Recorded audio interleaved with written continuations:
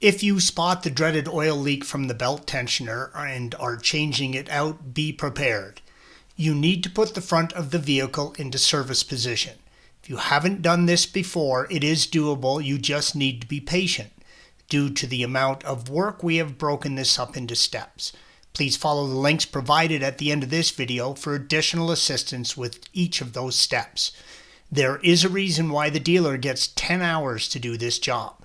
First, remove the engine covers and the charged air pipe or Y-pipe, red arrow.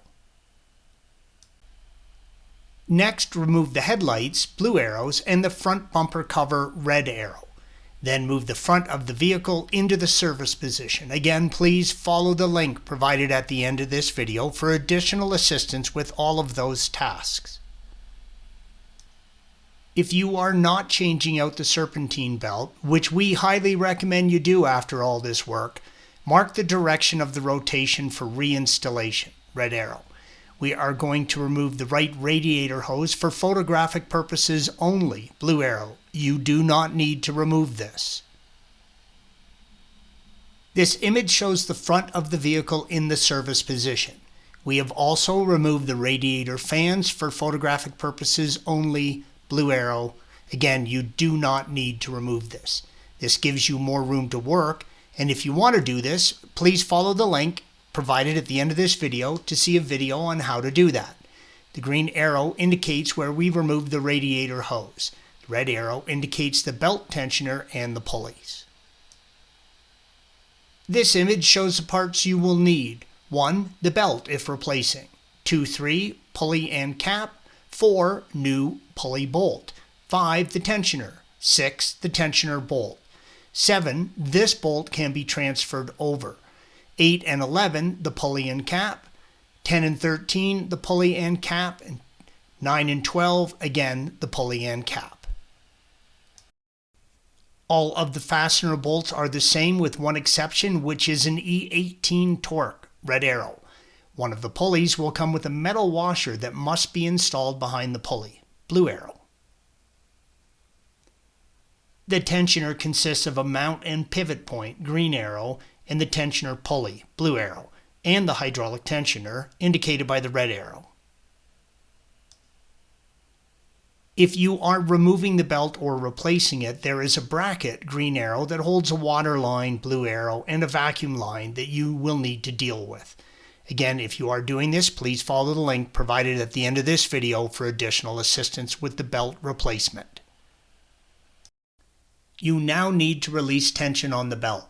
Use a 30mm wrench on the pivot point on the mount, blue arrow, or a T55 and turn it clockwise. This will compress the hydraulic tensioner, red arrow. This will release tension on the belt and slip it off the top of the coolant pump.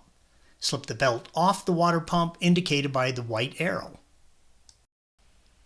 With the belt removed from tension, use a T50 torque and remove the mounting pivot bolt and the lower bolt on the tensioner, red arrows. You do not need to separate the tensioner from the mount.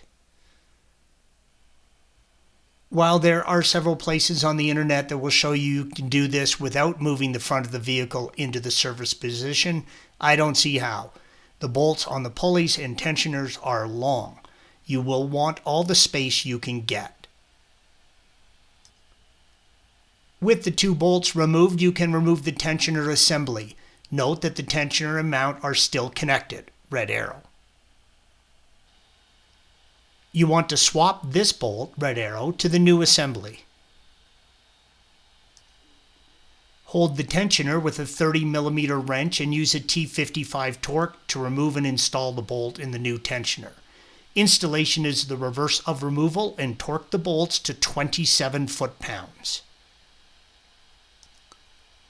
Replacement of the 2 pulleys on the tensioner side are the same procedures. Remove the caps and unfasten the bolts, red arrows. Make sure you install them in the correct order, as one runs on the rib side of the belt and the other on the smooth side. When replacing the pulleys, make sure the pulleys have a clean, flat surface to mount to, red arrow. One of the pulleys will have a metal washer that needs to be installed on the rear of the pulley before installing it back into the engine. Remove the cap on the pulley on the right side and use an E18 torque to remove and replace the pulley. Again, this has a long bolt and can be difficult to replace. Torque all pulleys to 27 foot-pounds. Thanks for watching. Be sure to subscribe to our channel and check out another video in this series.